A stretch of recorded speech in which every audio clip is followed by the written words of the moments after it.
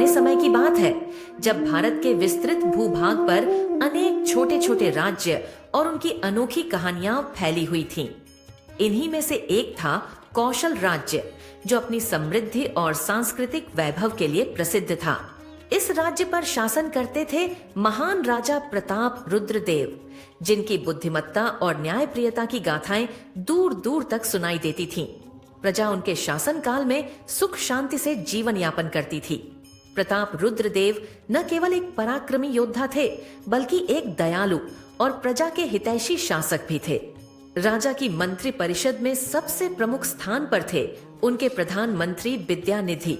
विद्यानिधि न केवल अपने ज्ञान और चातुर्य के लिए प्रसिद्ध थे, बल्कि उनकी कुशलता से पूरे राज्य की व्यवस्था सुचारू रूप से चलती थी।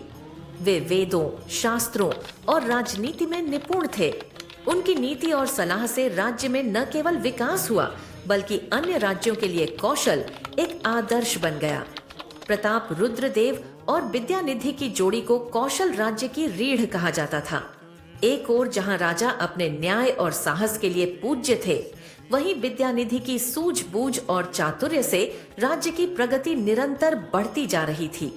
दोनों का लक्ष्य एक ही था, प्रजा का कल्याण और राज्य की उन्नति। एक दिन मंत्री विद्यानिधि ने राजा से विशेष अनुरोध किया।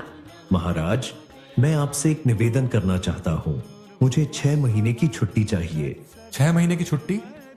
यह तो लंबा समय है। क्या ऐसा विशेष कार्य है? महाराज, मैं हिमालय जाना चाहता हूँ।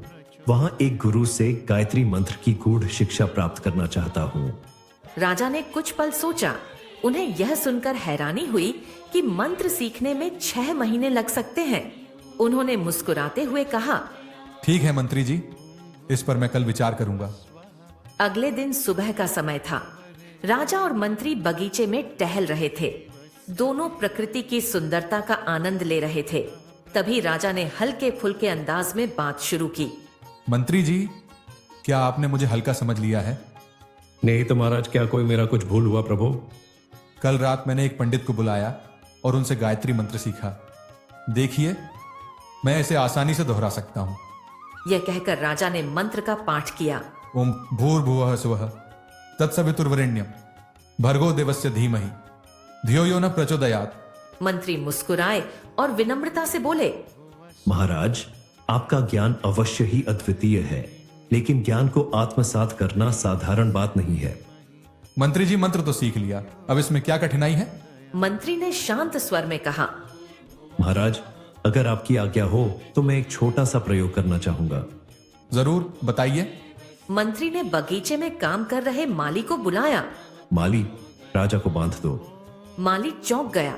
उसे लगा कि यह कोई मजाक है। महाराज, यह तो... लेकिन मंत्री के चेहरे की गंभीरता देख वह हिचकिचाते हुए राजा की ओर बढ़ा। राजा ने भी माली को बोला, हाँ, मुझे बांधो, और मंत्री जी जो बोलते हैं उसे पालन करो। तब जाके माली राजा को बांधा।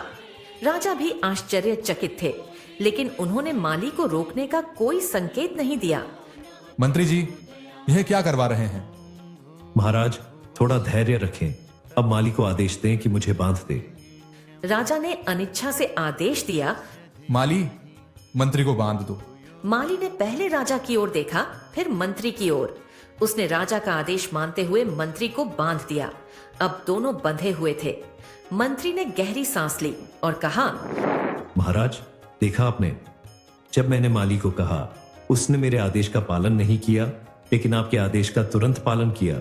यह आपके पद और शक्ति का प्रभाव है।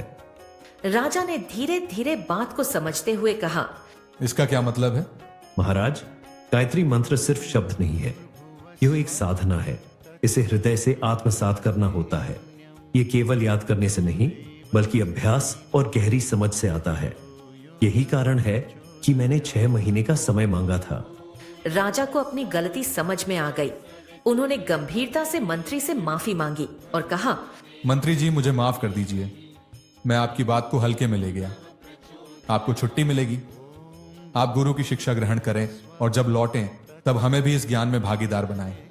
मंत्री ने राजा की विनम्रता की सराहना की और कहा, महाराज, यही तो असली ज्ञान है, सीखने की इच्छा और अपनी गलती स्वीकार करने का साहस। 6 महीने बाद मंत्री हिमालय से लौटे।